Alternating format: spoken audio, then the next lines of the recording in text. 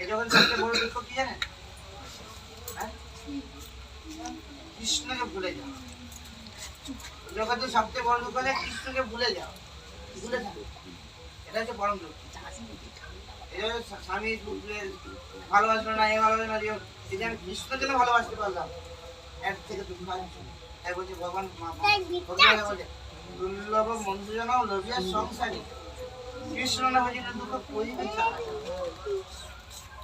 এই দুর্লভ মন্ত্রজন লাভ করলে কৃষ্ণকে ভয় না করলে দুঃখ কাকে জানাবে? দুঃখ কাকে জানাবে? দুঃখ লাঘব করতে পারে কে? একমাত্র মুকুন্দ মধুসূদন। তিনি মুক্তি দান করতে পারেন বলে তিনি তার নাম হচ্ছে মধুসূদন। তাই তার কাছে যদি আমি দুঃখ জানাই, সেই দুঃখটা কার্যকরী হবে।